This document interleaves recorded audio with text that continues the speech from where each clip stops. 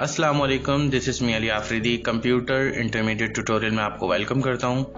आज हम MS Excel पे दो फंक्शंस को रीड करेंगे, काउंट इफ और इफ एल्स। ठीक है, हमारे पास 7, 8, 10. First cell 1, A1.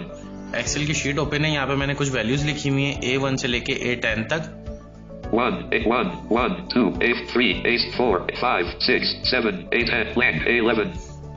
अब A11 पे हमें काउंट इफ का फंक्शन अप्लाई करना है। काउंट इफ से मुराद ये है कि हमें काउंट करना है A1 से A10 में कोई भी वैल्यू काउंट करनी है कि ये वैल्यू, जैसे फॉर सपोज 1 हम काउंट करेंगे कि 1 कितनी दफ़ा A1 से A10 की रेंज में कितनी दफ़ा आया हुआ है।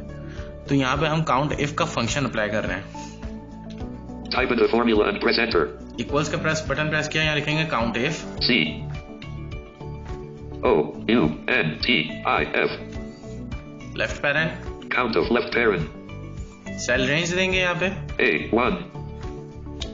A1 colon A1 0. यहाँ पे सेल रेंज देने के बाद हम प्रेस करेंगे कॉमा, A10 comma फिर कोट।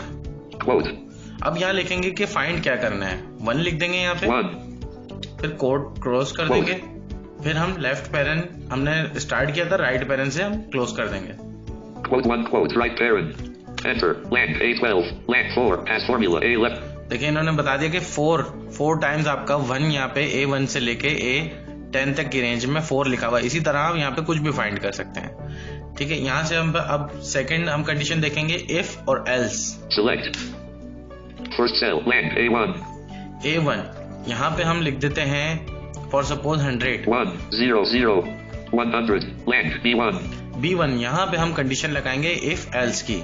ठीक है, इफ एल्स की कंडीशन क्या होती है कि मैं B1 पे लिखूंगा कि A1 पे जाके आप चेक करें कि अगर 100 लिखा है तो उसे यस टाइप कर दो, या आप जो भी टाइप करवाना चाहते हो वो B1 में आपको टाइप हुआ मिल जाएगा।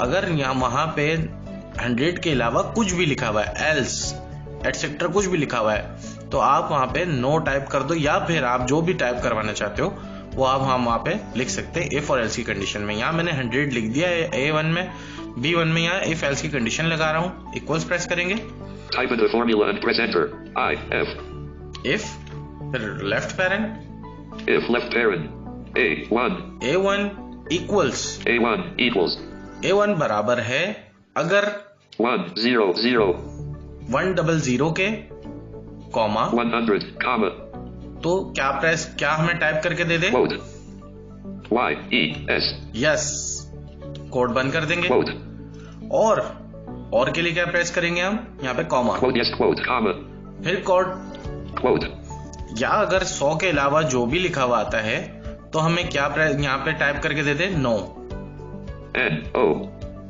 Code close, quote left right parent से हम यहाँ फंक्शन क्लोज कर देंगे, quote no quote right parent enter कर देंगे। enter blank B2 yes as formula B1 देखिए यस लिखा हुआ आ गया 100 क्योंकि A1 100 A1 पे उसको मिला। अब यहाँ से मिटा देंगे, blank 1 लिख दिया, no as formula B1 यहाँ पे B1 पे नो शो कर दिया। आई होप आपने इस ट्यूटोरियल में बहुत कुछ सीखा होगा। Thank you.